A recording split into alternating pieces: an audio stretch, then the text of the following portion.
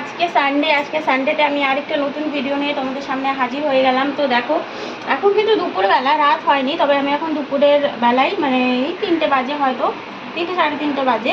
আমি রাতে রান্নাটা সেরে নেবো, কারণ রাতের বেলা আমি ভাবছি ফেসবুকে লাইভ করবো, তার জন্য টাইম পাবো না রান্না করার। আর যেহেতু ছুটি দিয়ে আছে সেহেতুই কিন্তু দুপুরে রান্না করছি, নাহলে কিন্তু রাতের রান্না রাতেই হয়। তো দেখো আমি আজকে বাজার থেকে কিছু আনিনি, ঘরে ডিম ছিল, এখানে আমি ডিম আলু সেদ্ধ বসিয়েছি, ডিমের ঝোল হবে।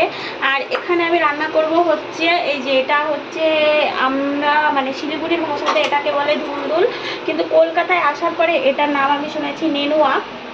আগে তো আমরা বেশ কি বলবো আগানে বাগানে জঙ্গলে হয়ে থাকতো ধুন্দুল, আমরা তুলে রান্না করতাম, কিন্তু এখন এটা না বাজারে বিক্রি হচ্ছে। এটা এখন না অনেক দিন ধরে বিক্রি হচ্ছে, বাট আমার চোখে পড়েছে কলকাতায় শিফট হওয়ার পর। তো আমি এটা নিয়ে চলে আসি প্রায় কিন্তু এখন আমি এটা খাই, আর এটা খুবই ভালো লাগে খেতে।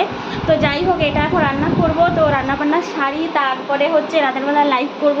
তো যারা যারা আমার ফেসবুকের সাথে এখনও যুক্ত হতে পারোনি, যারা আমার ভিডিওটা দেখবে তাদেরকে বলছি আমার ফেসবুক আইডির নাম হচ্ছে মিষ্টি নায়ক, সবাই যুক্ত হয়ে যাবে। আর যারা যারা ইউটিউব থেকে দেখছো, নতুন এসেছো আমার ইউটিউব পরিবারে, তাদেরকে বলছি প্লিজ আমার মানে আমার চ্যানেলে ঢুকে ভিডিওটা দেখে একটা লাইক কমেন্ট করে, আর পাশে হচ্ছে সাবস্ক্রাইব করে বেল বাটনটি ক্লিক করে দিও, ঠিক আছে?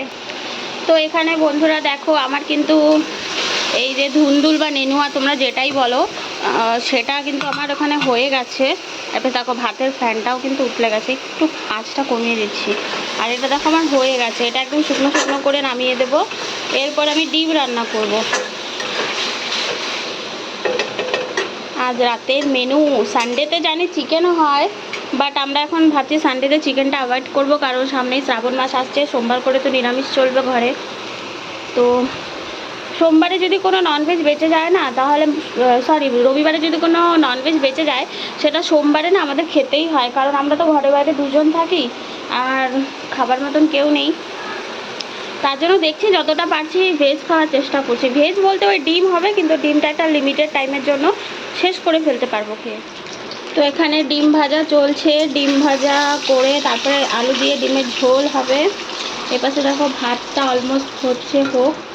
তো দেখো এখনও কিন্তু দিনের আলো আছে, ভেবো না যে আমি রাতের বেলা রান্না করছি। আমি দিনের বেলা একটু তাড়াতাড়ি রান্না করছি, কারণ আমি ফেসবুকে লাইভ করতে বসবো, কতক্ষণ লাইভ চলবে জানি না, তারপরে না আর ইচ্ছে করবে না রান্নাবান্না করতে, যার জন্য আমি আগে রান্নাবান্নাটা সেরে নিচ্ছি। খাবার আগে কিন্তু গরম করে নেব, কারণ আশা করা যায় ততক্ষণে ঠান্ডা হয়ে যাবে। এখন কিন্তু 4:30 বেজে গেছে, 4:30 5টা বেজে গেছে।